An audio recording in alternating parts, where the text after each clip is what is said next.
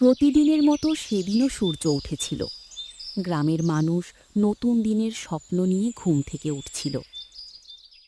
কিন্তু সেই গ্রামের এক কোণের ছোট্ট বাড়িটিতে নতুন দিনের মানে ছিল শুধু আরেকটি দিনের লড়াই। সেই বাড়িতে থাকত মা সরলা আর তার একমাত্র ছেলে অর্জুন। টাকা পয়সা ছিল না, জমি ছিল না, ঘরে খাবারও অনেক সময় থাকত না। তবুও তাদের ঘরে একটা জিনিস ছিল, একজন আরেকজনের প্রতি গভীর ভালোবাসা। সরলা ভোরে উঠে চুলায় হাঁড়ি বসায়। হাঁড়ির ভেতর সামান্য চাল। আজ এতটুকু চালই আছে, তাতে যদি অর্জুনের পেটটা ভরে তাহলেই হলো। আমি না হয় পরে কিছু খেয়ে নেব। অর্জুন ঘুম থেকে উঠে বাইরে আসে। মা, তুমি এত ভোরে উঠে গেছো? কালও তো অনেক রাত পর্যন্ত কাজ করেছিলে, একটু বিশ্রাম নিতে পারতে। মায়েদের আবার বিশ্রাম কিসের রে? তুই আগে খেয়ে নে, আজ তোর মুখটা কেমন শুকনো দেখাচ্ছে। অর্জুন হাঁড়ির দিকে তাকায়। মা, এত অল্প খাবার? খাবার তো অনেক আছে, তুই মন ভরে খা বাবা। যতটা খেতে ইচ্ছে করে ততটাই খা। মা, তুমি খাবে না? আমি আমি তো একটু আগেই খেয়ে নিয়েছি। অর্জুন মায়ের চোখের দিকে তাকিয়ে থাকে। সে বুঝতে পারে মা সত্যি কথা বলছে না। মা, আজ আমি কাজ খুঁজব, তুমি আর একা সবকিছু সামলাবে না। তুই এখনো ছোট, কাজের জন্য এত চিন্তা করিস না। ছোট ছিলাম মা, যখন তোমার হাতে খাবার ছিল। এখন তো আমি বুঝি ঘরে চাল নেই। সরলা চুপ হয়ে যায়। আমি আজ কিছু একটা কাজ নিয়ে ফিরব, কথা দিলাম। ভগবান, আমার ছেলেটাকে ভালো রেখো। অর্জুন গ্রামের বাজারে এসে দাঁড়ায়। বাজারে লোকজনের ভিড়। অর্জুন এক দোকান থেকে আর এক দোকানে কাজের জন্য জিজ্ঞেস করছে। তার মুখে ক্লান্তি, কিন্তু চোখে মায়ের জন্য কাজ পাওয়ার আশা। কাকা, আপনার দোকানে যদি কোনো কাজ থাকে আমি করতে পারি। ঝাড়ু দেব, মাল তুলব, যা বলবেন তাই করব। কাজ তো নেই বাবা, অন্য কোথাও চেষ্টা কর। একটু কম টাকা দিলেও হবে কাকা, শুধু কাজটা দিন, আমার খুব দরকার। বললাম তো, এখন কোনো কাজ নেই। এক দোকান থেকে আরেক দোকান, এক দরজা থেকে আরেক দরজা, কিন্তু অভাবী মানুষের জন্য কাজের দরজাগুলো যেন সবসময় একটু বেশি কঠিন হয়। অর্জুন বাজারের শেষ প্রান্তে একটি পুরনো মুদির দোকানের সামনে এসে দাঁড়ায়। সে ক্লান্ত হয়ে কিছুক্ষণ দোকানের দিকে তাকিয়ে থাকে। এই ছেলে, সকাল থেকে তোকে এদিক ওদিক ঘুরতে দেখছি, কি খুঁজছিস? কাকা, আমার মায়ের জন্য একটু কাজ দরকার। কিন্তু তুই তো এখনো অনেক ছোট, এই বয়সে কাজ করার কথা তো নয় বাবা। তোর বাবা কোথায়? উনি কি কাজ করেন না? আমার বাবা অনেক বছর আগে আমাদের ছেড়ে চলে গেছেন। তারপর থেকে মাই সব। ওহ, তাই নাকি বাবা? তাহলে বাড়িতে তোকে আর তোর মাকে দেখার মতো কেউ নেই? না কাকা, আমরা দুজনেই আছি। মা অনেক কষ্টে আমাকে বড় করেছেন, কিন্তু এখন মাও ঠিকমতো কাজ করতে পারেন না। তাই আমি চাই যে কোনো একটা কাজ করে মায়ের পাশে দাঁড়াতে। কাজ তো আছে, কিন্তু একটা কথা আগে বলে রাখি, আমি খুব বেশি টাকা দিতে পারবো না। দোকানের ছোটখাটো কাজ করতে হবে, মালপত্র গোছাতে হবে, দোকান পরিষ্কার করতে হবে। কাজটা ঠিকমতো করতে পারবি তো? হ্যাঁ কাকা, আমি সব কাজ করব। টাকা বেশি না হলেও চলবে, আমার শুধু একটা কাজ দরকার। তাহলে আর দাঁড়িয়ে আছিস কেন? ভেতরে আয়, আজ থেকেই কাজ শুরু কর। অর্জুন আনন্দে মাথা নাড়ে এবং দ্রুত দোকানের ভেতরে ঢুকে পড়ে। অর্জুন, আজ থেকে তুই দোকানের কিছু কাজ সামলাবি। আগে দোকানের ভেতরটা ভালো করে পরিষ্কার কর, তারপর চাল, ডাল, তেল, বিস্কুট সব জিনিস ঠিকঠাক করে সাজিয়ে রাখবি। ঠিক আছে কাকা, আপনি চিন্তা করবেন না, আমি সব কাজ মন দিয়ে করব। অর্জুন ঝাড়ু নিয়ে দোকানের ভিতর পরিষ্কার করতে শুরু করে। কাজ ছোট বড় হয় না, মন দিয়ে কাজ করলেই মানুষ একদিন নিজের ভাগ্য বদলাতে পারে। এরপর অর্জুন দোকানের বাইরে এসে ভালোভাবে ঝাড়ু দেয়, রাস্তার পাশে জমে থাকা ময়লাও এক জায়গায় করে ফেলে। অর্জুন, এই নে আজকের মজুরি। কাকা, এত টাকা? তুই যতটা কাজ করেছিস তার তুলনায় এটা কিছুই না। না কাকা, যতটুকু দিয়েছেন তাতেই আমি খুশি। অর্জুন বাজারের ছোট্ট দোকান থেকে সামান্য চাল, ডাল আর মায়ের জন্য পছন্দের কিছু মিষ্টি নিয়ে বাড়ির পথে রওনা দিল। মা এটা দেখে আজ খুব খুশি হবে। মা, আমি এসে গেছি। এত দেরি হলো কেন বাবা? আমি তো খুব চিন্তায় পড়ে গিয়েছিলাম। মা, চিন্তা করো না, আজ তোমাকে একটা ভালো খবর দেব। ভালো খবর? কি হয়েছে বাবা? মা, আজ থেকে আর চিন্তা করবে না, আমি কাজ পেয়ে গেছি। তুই সত্যি কাজ পেয়েছিস? হ্যাঁ মা, আজ থেকেই কাজ শুরু করেছি।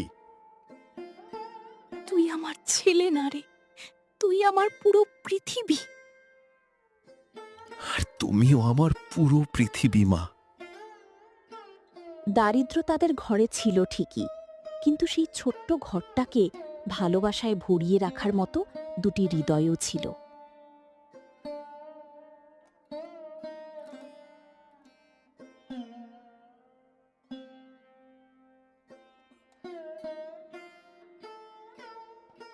পরের দিন সকালে অর্জুন কাজে যাওয়ার প্রস্তুতি নিচ্ছে।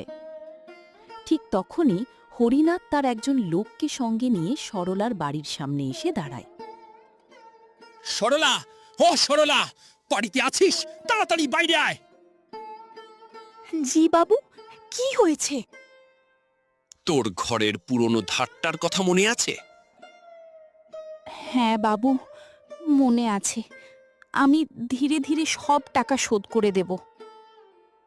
ধীরে ধীরে নয়, 1 সপ্তাহের মধ্যে পুরো টাকা চাই। 1 সপ্তাহের মধ্যে টাকা না দিলে এই বাড়িটা আমাকে ছেড়ে দিতে হবে। বাবু, বাড়িটা ছাড়া আমাদের আর কিছুই নেই, একটু সময় দিন। সময় তো অনেক দিয়েছি, এবার 1 সপ্তাহ, এর বেশি নয়। আমরা টাকা দেব, কিন্তু বাড়ি আপনি নিতে পারবেন না। তুই আমাকে টাকা দিবি? বেশ, দেখি কতদিন পারিস। হরিনাথ তার লোককে নিয়ে চলে যায়।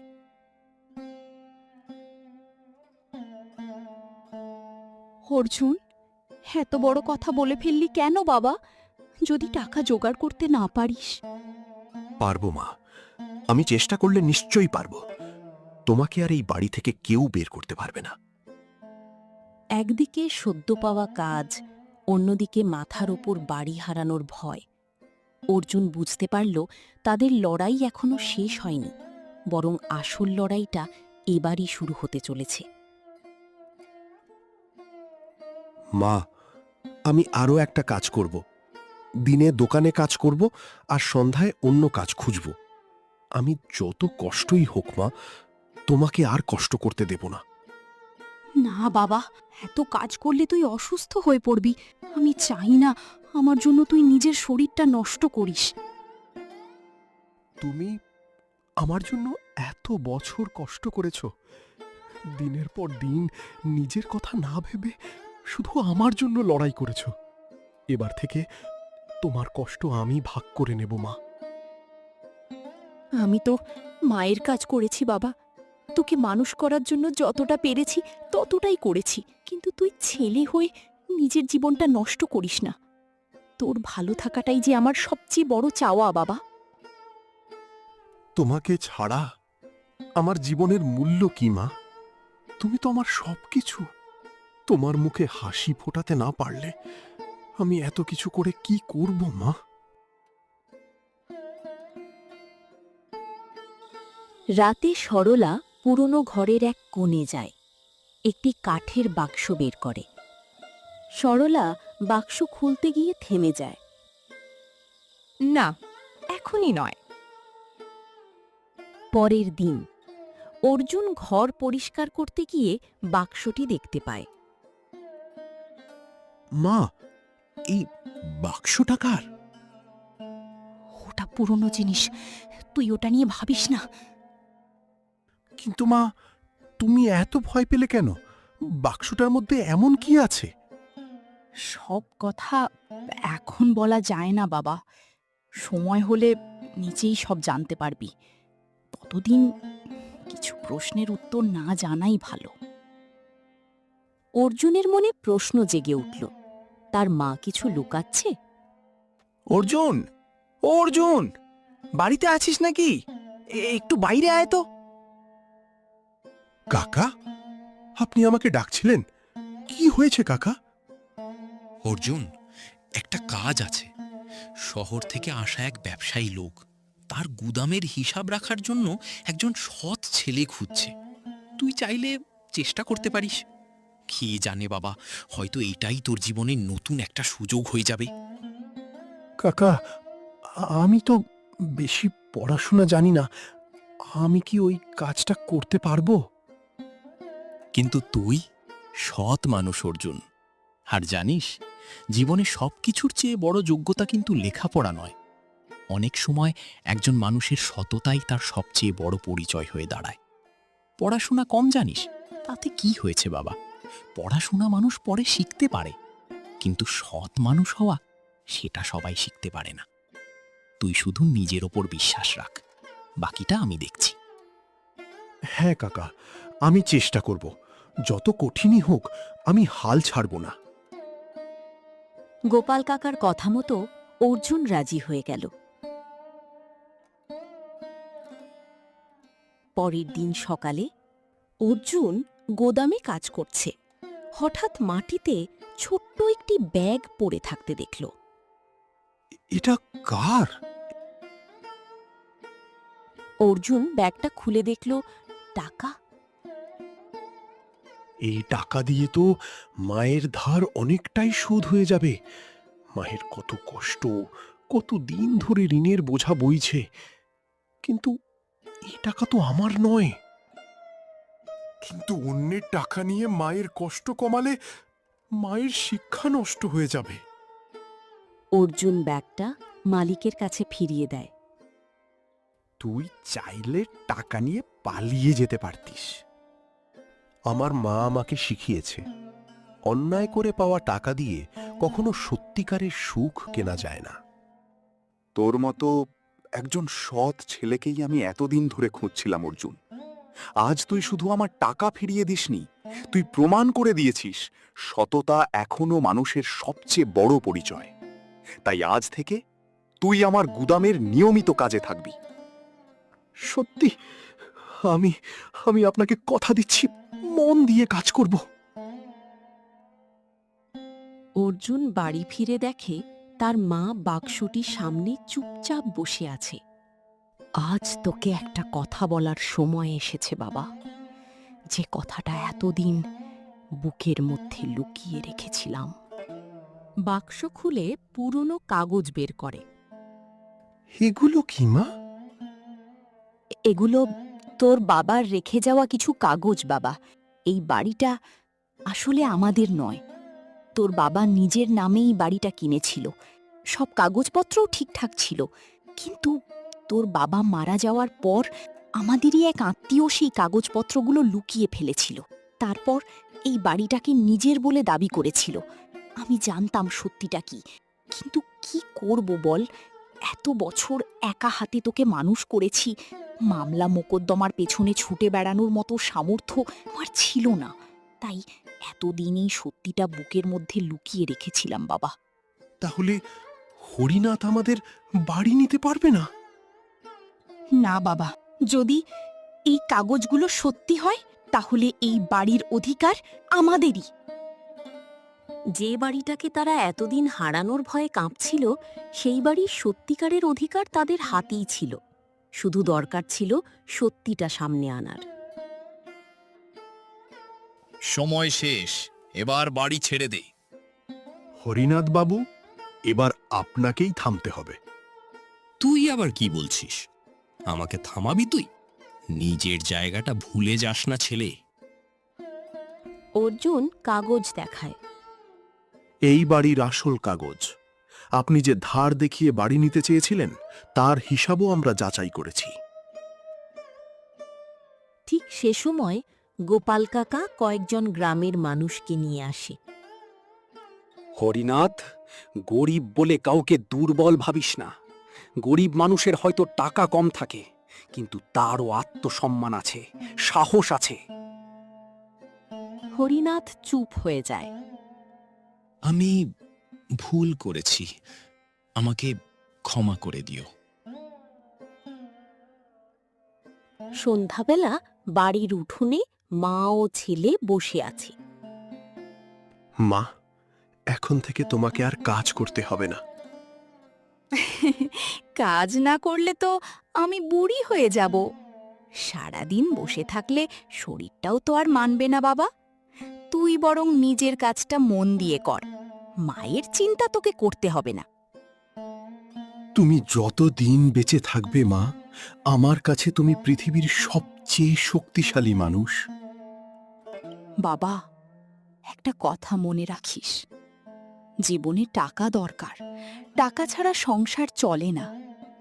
কিন্তু টাকার জন্য কখনো নিজের মানুষকে হারাবি না, কারণ টাকা হারালে আবার উপার্জন করা যায়, কিন্তু আপন মানুষকে হারালে সেই শূন্যতা কোনো টাকা দিয়ে পূরণ করা যায় না বাবা। আমি কখনো হারব না মা। তোমার এই কথাটা আমি সারা জীবন মনে রাখব। পরের দিন সকাল। একই বাড়ি, কিন্তু এবার উঠোনে আলো। সরলা চুলায় রান্না করছে। অর্জুন বাজার থেকে সবজি নিয়ে ফিরছে। এত সবজি এনেছিস? আজ তোমার জন্য একটু ভালো রান্না হবে। প্রতিদিন তো তুমি আমার জন্য রান্না করো। তুই আগে খেয়ে নে বাবা। না মা, আজ কিন্তু তোমার কথা শুনবো না। আজ আমরা দুজন একসঙ্গে খাবো। তুমি আগে খাবে, তারপর আমি। আজ কিন্তু কোনো অজুহাত চলবে না মা। আজ তোমাকে আমার সঙ্গে বসেই খেতে হবে। দুজন পাশাপাশি বসে খাচ্ছে। অভাব তাদের অনেক কিছু কেড়ে নিয়েছিল, কিন্তু মায়ের ভালোবাসা আর ছেলের সততা তারা হারাতে দেয়নি। কারণ জীবনে বড় বাড়ি, অনেক টাকা কিংবা দামি জিনিস পাওয়াই সাফল্য নয়। যে মানুষ নিজের কষ্টের মধ্যেও নিজের প্রিয় মানুষটির হাত ধরে রাখতে পারে, সত্যিকারের ধনী সেই। অভাব মানুষকে ছোট করে না। সততা, ভালোবাসা আর মায়ের প্রতি সম্মান, এই তিনটি জিনিসই মানুষকে সত্যিকারের বড় করে তোলে। বন্ধুরা, আপনাদের কাছে একটা প্রশ্ন। আপনাদের যদি অর্জুনের মতো কঠিন সময় আসতো, তাহলে কি আপনারাও অন্যের টাকা ফিরিয়ে দিয়ে সৎ থাকার সিদ্ধান্ত নিতেন? আপনার উত্তরটা কমেন্টে অবশ্যই জানাবেন। আর যদি মনে করেন একজন মায়ের ভালোবাসার কোনো মূল্য হয় না, তাহলে এই গল্পটা আপনার প্রিয় মানুষটির সঙ্গে শেয়ার করতে পারেন।